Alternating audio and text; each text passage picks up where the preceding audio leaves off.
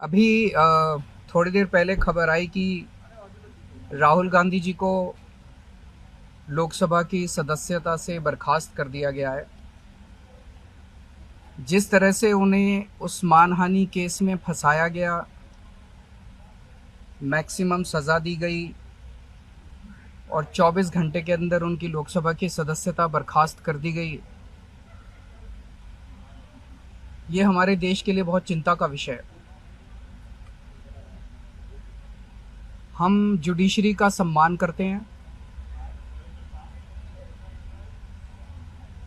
लेकिन जो जजमेंट आया हम उसका समर्थन नहीं करते।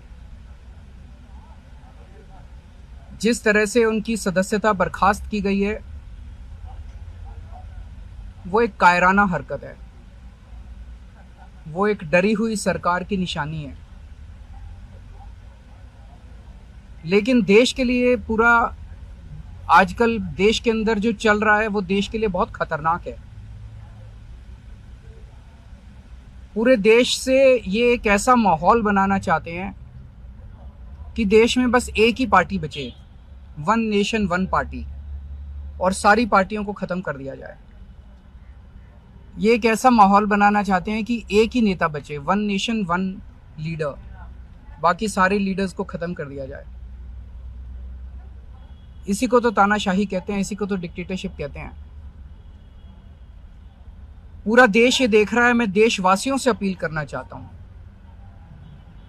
कि ये भारत हम सबका है, ये भारत 130 करोड़ लोगों का है। हम सब ने मिलकर आज़ादी की लड़ाई लड़ी थी, हमारे पुरखों ने आज़ादी की लड़ाई लड़ी थी, आज़ाद भारत को आज़ाद कराने के लिए। लेकिन आज की जो सरकार है, प्रधानमंत्री नरेंद्र मोदी जी के नेतृत्व में, इस सरकार का स्वरूप अंग्रेजों की सरकार से भी बहुत ज्यादा खौफनाक और खतरनाक है। अब लोगों को सामने आना पड़ेगा, लोगों को सामने आके इसके खिलाफ लड़ाई लड़नी पड़ेगी।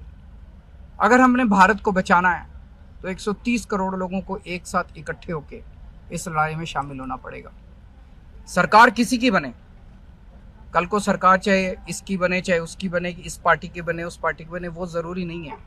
लेकिन जिस तरह से जनतंत्र के ऊपर हमला किया जा रहा है वो सही नहीं है। अगर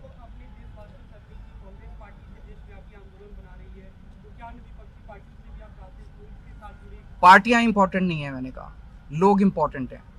अभी अभी मैंने संसद के अंदर, विधानसभा के अंदर एक एग्जाम्पल दिया। एक ऑटो रिक्शा वाला मिला, ऑटो रिक्शा वाला मुझे कह रहा था जी मुझे व्हाट्सएप मैसेज भेजने में डर लगता है। मैंने कहा क्यों? कहते हैं शायद गिरफ्तार ना कर लें। इस देश के अगर एक ऑटो रिक्शा वाले को व्हाट्सएप मैसेज भेजने में डर लगता है तो आपने 130 करोड़ लोगों को डरा के रखा हुआ है। ऐसे देश कैसे चलेगा?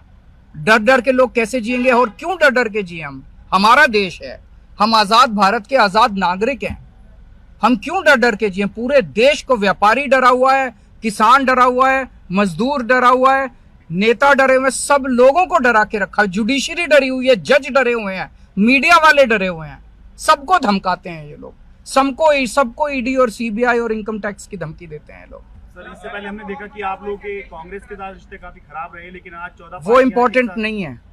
हमारे आपस के रिश्ते इंपॉर्टेंट नहीं है। इस टाइम देश को बचाना इंपॉर्टेंट है। मीडिया के ऊपर प्रहार हो और मैं अगर कहूं कि मेरी इस चैनल से बनती नहीं है, वो इंपॉर्टेंट नहीं है। किसी से बनती है या किसी से नहीं बनती, इससे व्यक्तिगत अच्छे रिश्ते हैं कि व्यक्तिगत बुरे रिश्ते हैं, वो इंपॉर्टेंट नहीं है। 130 करोड़ लोगों को, सब लोगों को साथ आना पड़ेगा।